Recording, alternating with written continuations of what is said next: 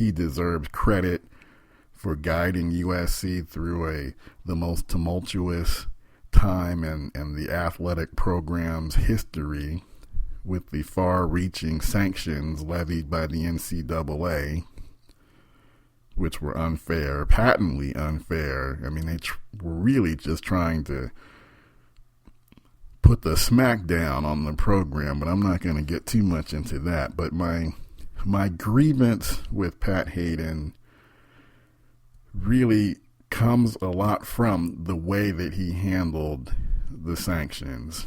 Now, I give him credit. He got us through, but at the same time, he really didn't do anything to help alleviate the situation. I mean, the sanctions were going to expire anyway, regardless of who was the athletic director. So I kind of have to temper the amount of credit that he deserves for that.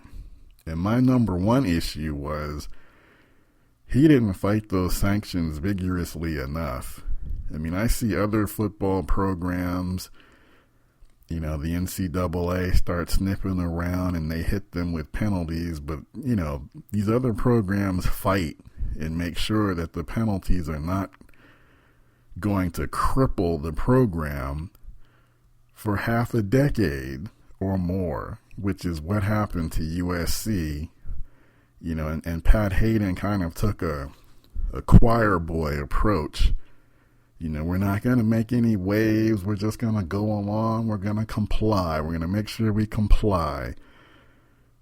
But I think he did a disservice to the program by not fighting those sanctions hard enough. And then on top of that, I mean, he botched several coaching hires for the football program.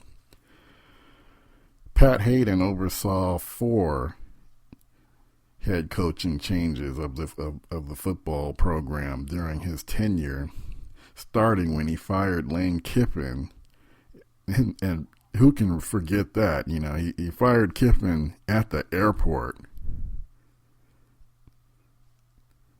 Don't get me wrong, Kiffin had to go. But, I mean, to fire him at the airport, my goodness. And then this was later followed by Haden essentially just not properly vetting Steve Sarkisian and just handing him the job, even though Sarkisian really has not established any type of a winning track record while he was up at Washington. I mean, he was mediocre at best. So that was always a questionable hire, and it just seemed to be, grasping at straws, trying to hang on to the Pete Carroll era, and that ultimately proved to be a big mistake. And then Sarkisian was fired in dramatic fashion and is currently threatening to sue the school. So more to come in that arena. I give Haden credit. The basketball program is beginning to look up. A couple of nice wins over the hated ones, UCLA. So give him a little credit for that. Like I said, no question he faced some big challenges. But again, I just don't see him as the unqualified savior that he was, the image that was beset on him. So I, for one, am not sorry to see him go. I'm ready to see someone else come in, and someone who will really fight for the program when necessary. So Pat Haden, good luck to you. More shocking news last night as word got around that Maurice White, founder and one of the lead singers of the legendary R&B group Earth, Wind and Fire, passed away from Parkinson's disease at the age of 74. And I have to say, Earth, Wind and Fire really provided a lot of the the soundtrack to my childhood, my early childhood growing up in the 70s. You know, I can recall as like a 7-8-year-old, I knew I knew the sound, I should say. I knew the sound, but I didn't really know the group until I got older and really started getting into, you know, buying my own music and paying attention to who these great musicians were. And it was like, oh yeah, Earth, Wind and Fire, that's the group that made, you know, great songs like Fantasy and September, Boogie Wonderland, Sing a Song, Can't Hide Love, and so many others. I mean, they blended an R&B sound, great horn section, great instrumentation. That's what I really thought stood out about Earth, Wind and Fire compared to a lot of their contemporaries from that time period. Just great musicianship. I remember seeing one of their concerts, probably on HBO, and, you know, it had great theater, imagery, lighting, you know, explosions, just magic.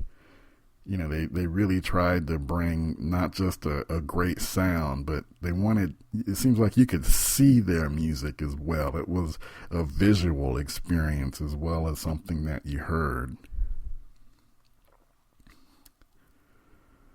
Job well done, Maurice. Your mark has been made and will be felt throughout time. And then, speaking of another great entertainer whose mark and legendary status is cemented throughout all time, tonight I just watched Spike Lee's documentary on Showtime on Michael Jackson, from Motown to Off the Wall. And I have to say, bravo to Mr. Lee. This is an excellent documentary. I mean, lots of footage of Michael that I had never seen before. Commentary really on how every track from Off the Wall came to be, and, you know, it takes you through that entire period from where the Jackson 5 wanted to have more musical control and eventually left Motown. Takes you through the period where Michael co-starred in the movie The Wiz, and just how that was a formative time in his life that really helped shape the entertainer and musical genius that he came to be, that helped spawn Off the Wall with the help of Quincy Jones as well as other contributors. I mean, it's really a fascinating piece by Spike Lee, a little bit more than an hour. And, you know, if you like Michael Jackson at all, I mean, this is one that you should definitely make a point of watching. Very, just excellent piece. And I thank Spike Lee for doing this type of work to help, you know, keep Michael's legend alive, and just to remind us of just how special he was as an entertainer, as a musician. Job well done. So with that, I'm going to close out tonight's podcast. I want to thank you for joining me. And again, please continue to look for Soul Dreamz on the internet. Look for more podcasts from me in the future. The website is www.souldreamz.com, and that's Dreamz with a Z instead of an S. Also look for me on Twitter, Soul Dreamz, with 2 underscores between the soul and the dreams. I'm your host, Kenyatta Robinson. I'd love to hear feedback from you. Things that you like, things that you don't like, things maybe you'd like to hear me talk about. And with that, enjoy Super Bowl Sunday, and I'll talk to you later. Thanks.